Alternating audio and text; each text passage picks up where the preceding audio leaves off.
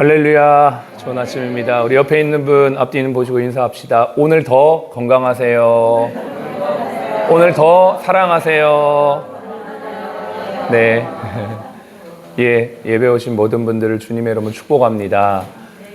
어저께 우리 예순이 영접하신 우리 정희심님, 또 장순금님, 제가 확실히 외웠습니다. 축하하고 축복하고 예배 오셔서 또 더 반갑고, 우리 장순금님은 남편이 지금 폐암으로 투병 중이라고 하세요. 김성호님이신데요. 같이 기도해 주시고 그분에게도 복음이 전해질 수 있도록 기도 꼭 해주시면 감사하겠습니다.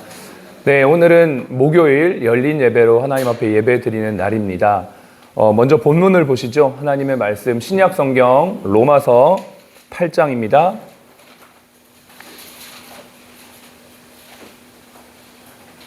신약 성경 로마서 8장 19절 21절까지 보겠습니다. 8장 19절부터 21절까지 같이 함께 읽겠습니다. 249페이지 신약 성경 로마서 8장 19절부터 21절까지 같이 함께 읽겠습니다. 피조물이 고대하는 바는 하나님의 아들들이 나타나는 것이니 피조물이 허무한데 굴복하는 것은 자기 뜻이 아니요 오직 굴복하게 하신 이로 말미암음이라.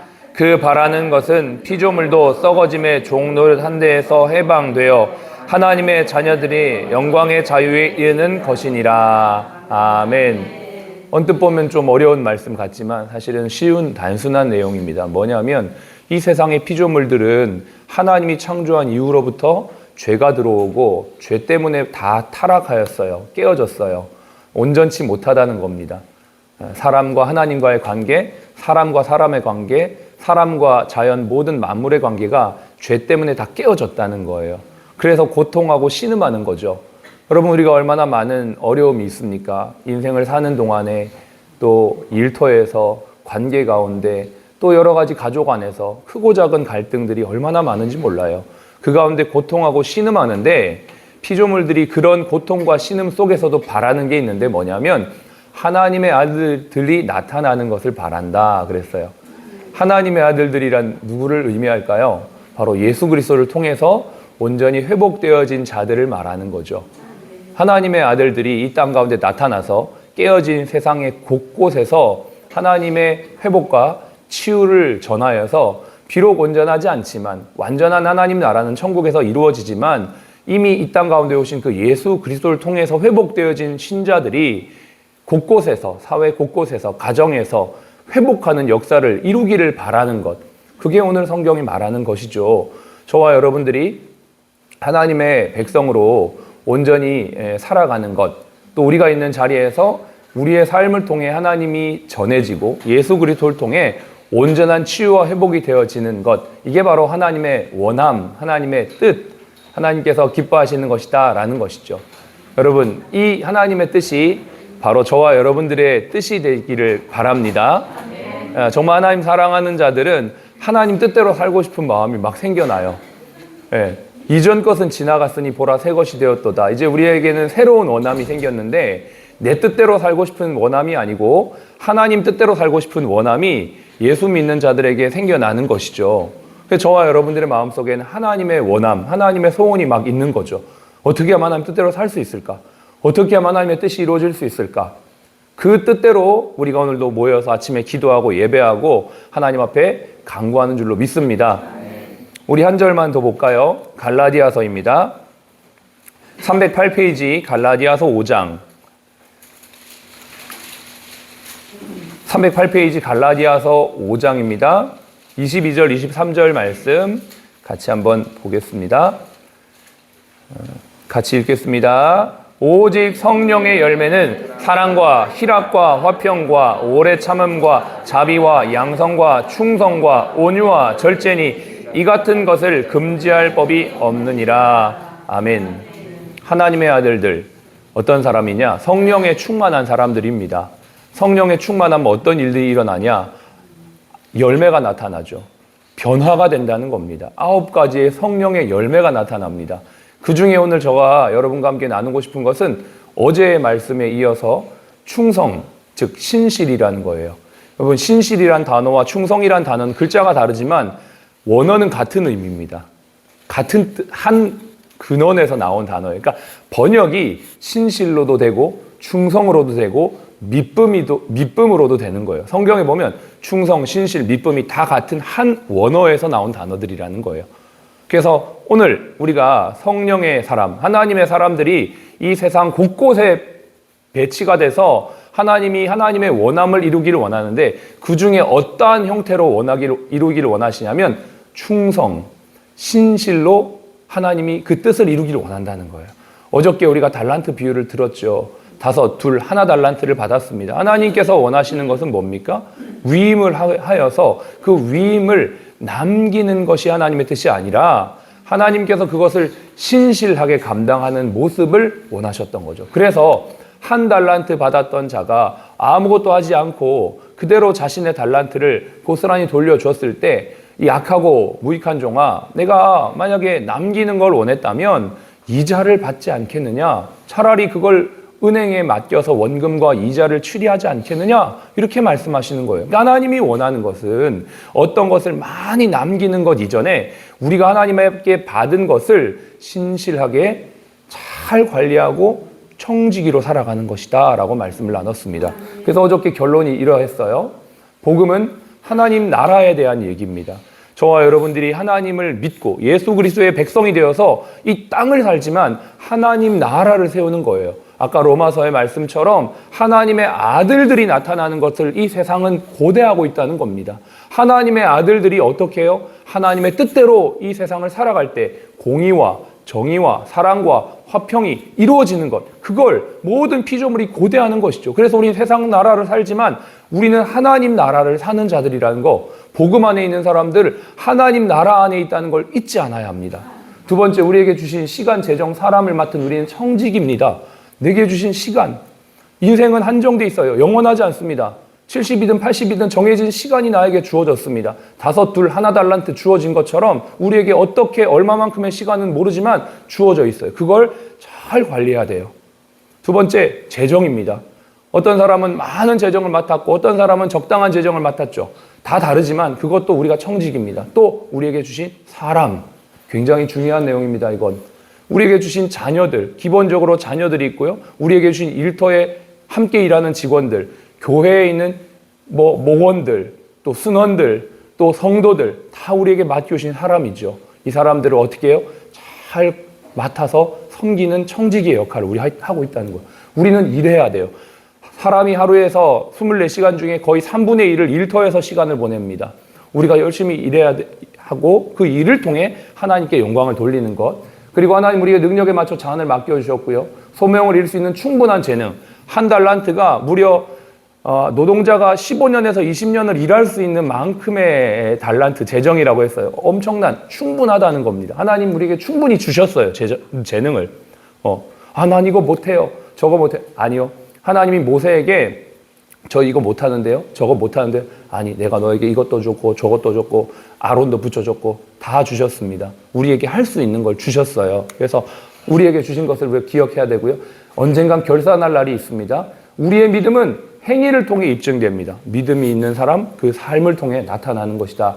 평가 방식은 세상과 다르고요. 그것은 바로 신실함이 바로 기준이다라고 어저께 말씀을 나눴습니다. 자, 오늘은요.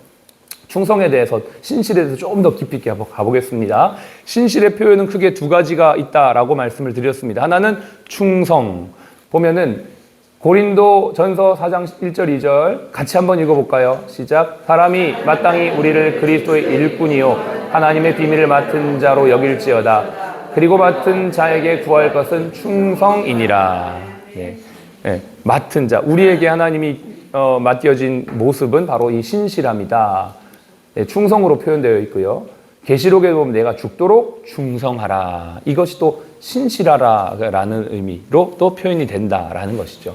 두 번째는 디모데후서 2장 13절에 보면 믿음이라고 표현되어 있어요. 이 믿음은 우리 순 우리말입니다. 믿음이라는 건 믿음성이 있다라는 순 우리말로서 우리는 믿음이 없을지라도 주는 항상 어때요? 믿으시다. 주님은 자신이 하신 말, 자신이 하신 언약을 절대 어기지 않는다. 신실하신 분, 미쁘신 분이다. 이렇게 해서 미쁘다, 충성스럽다, 그것이 신실하다는 말과 같은 의미다라는 것입니다. 신실의 정의입니다. 반복적으로 드러나는 한결같음. 어떨 땐 한결같다가 어떨 땐 한결같지 않다가, 이런 상황에서는 한결같다가 저런 상황에서는 한결같지 않은 게 아니고, 어떤 상황에 무엇을 맡겨도 그 사람의 동일한 모습이 바로 신실함이라는 거예요. 믿을만하고 흔들리지 않은, 국어사전 찾아보니까요, 믿음직하고 착실하다라는 것이 신실하다라는 뜻입니다. 신실의 특징입니다. 충성됨, 신뢰할 수 있음, 한결같은 사랑, 인내, 헌신, 이게 바로 신실의 특징이죠. 신실하게 사랑하십시오. 결혼하기 전에 남편과 아내, 아내와 남편 서로 신실하게 사랑하십시오. 한결같은 사랑으로 사랑하고 인내하고 헌신하라라는 의미이죠. 우리가 성도들을 사랑할 때도 마찬가지, 우리가 영혼들을 사랑할 때도 마찬가지, 이러한 신실한 특징이 이렇게 나타나는 것이고요. 신실은 하나님의 성품입니다. 하나님을 우리가 신실하신 하나님이라고 말하죠. 신실하신 하나님, 오 신실하신 주, 이런 찬양들이 있죠. 하나님의 성품. 같이 한번 읽어보겠습니다. 그런즉 너는 알라, 오직 내 하나님 여호와는 하나님이시요 신실하신 하나님이시라. 그를 사랑하고 그의 계명을 지키는 자에게는 천대까지 그의 언약을 이행하시며 인애를 베푸시되. 아멘. 그렇습니다. 그리고 이 예레미야가 바벨론으로 잡혀간 이스라엘 백성들이 완전히 패망하고, 그 절망과 패망의 순간 눈물을 흘리며 예레미야가 그 예루살렘 바라보면서 노래했던 그 고백이죠. 완전히 아무것도 없는 폐허 상황에서도 하나님이 그럼에도 불구하고 약속하신, 예레미야를 통해 약속하신 약속대로 70년 후에 우리를 다시 인도하실 것이다 라는 그 신실한 고백, 아무것도 없는 상황에서도 하나님의 그 신실함을 고백했던 그 고백이 바로 이 말씀입니다. 저와 여러분들이 이 아침에도 이 자리에 올 수 있는 이유가 뭘까요? 하나님의 신실하심 때문인 줄로 믿습니다. 같이 읽겠습니다. 여호와의 인자와 긍휼이 무궁하심으로 우리가 진멸되지 아니함이니이다. 이것들이 아침마다 새로우니 주의 성실하심이 크시소서이다. 아멘. 같은 의미예요. 성실, 신실, 미쁨, 충성 다 같은, 우리 하나님이 이런 분이에요. 그래서 우리가 이 아침에도 우리는 미쁘지 않고 부족하지만 그분을 의지하며 기도할 수 있는 것이고, 주님이 그런 우리에게 이렇게 원하시는 거예요. 신실하시는 걸 원해요. 달란트 비유, 어저께 우리가 말씀 나눴죠. 또 이렇게 말씀하십니다. 사무엘상 2장 35절, 이 말씀은 사무엘이라고 하는 마지막 사사시대의 그 제사장 겸 사사가 세워지기 전에 엘리라고 하는 제사장이 있었습니다. 이 엘리라고 하는 제사장은 신실하지 못한 제사장이었어요. 제사장이었음에도 불구하고 하나님보다 자식을 더 사랑하고 하나님보다 예배보다 자신의 것들을 더 취했던 사람이었습니다. 그렇다 보니까 그 아들들이, 홈니와 비느하스라고 하는 그 아들들은 엄청 패역한 자녀들이었어요. 제사장은 물려지거든요. 근데 그 홈니와 비느하스는 하나님의 제사를 멸시하는 자들이었고 엄청난 죄악을 지었던 자들이었어요. 하나님 마음이 너무 아프셨어요. 제사장으로 세워져 있는 사람임에도 불구하고 신실하지 않은 거죠. 그래서 주님이 사무엘을 세우겠다라고 말씀하시면서 이 말씀을 하시는 겁니다. 같이 한번 읽겠습니다. 내가 나를 위하여 충실한 제사장을 일으키리니 그 사람은 내 마음 내 뜻대로 행할 것이라. 내가 그를 위하여 견고한 집을 세우리니 그가 나의 기름 부음을 받은 자 앞에서 영구히 행하리라. 아멘. 내 마음 내 뜻대로 행할 것이다. 그게 바로 하나님이 원하시는 것이죠. 신실한 사람을 하나님 지금도 찾고 계세요. 그 사람을 통해 하나님의 뜻을 이루시기를 원하신다는 겁니다. 저와 여러분이 하나님 앞에 정말 쓰임받고 싶다면 어떻게 해야 돼요? 신실해야 합니다. 예, 우리가 아까 요거는 읽었죠? 읽었던 말씀입니다. 하나님의 원함 무엇일까요? 하나님께서 우리에게 신실한 일꾼으로 함께 서 나가자라고 지금 초청합니다. 저는 우리 사랑 플러스 병원의 인재들이 이런 사람들이 되어지기를 기도합니다. 성령의 열매를 맺는 사람들, 사람의 힘과 능력을 뛰어넘어서 하나님의 능력으로 오늘 이 하루도 살아가는 사람들, 그렇게 할 때 하나님께서 우리 병원장님을 통해 또 우리 직원들을 통해 또 여기 있는 모든 분들을 통해 하나님의 마음에 뜻대로 합판대로 행하는 사람을 통해 하나님의 집을, 하나님의 나라를 세우실 줄로 믿습니다. 저와 여러분의 마음속에 이 원함이 오늘도 넘쳐나기를 주의 이름으로 축복합니다. 기도하겠습니다. 하나님 아버지, 오늘 여기 계신 모든 분들에게 주님의 마음을 부어주시기를 간절히 원합니다. 내 원함, 내 뜻을 이루고자 함이 아니라 하나님의 뜻, 하나님의 집을 세워 나아가는 저희가 되기를 원합니다.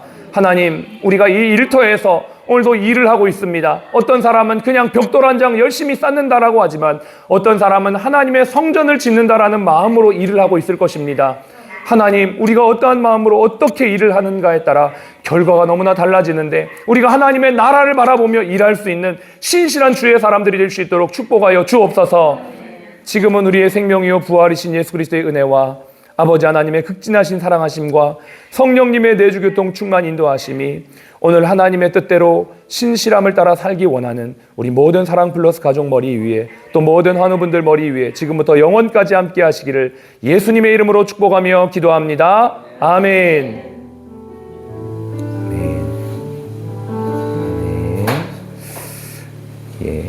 예배를 마쳤습니다. 우리 옆에 있는 분과 하이파이브 하시면서 오늘도 사랑합시다. 오늘도 건강합시다.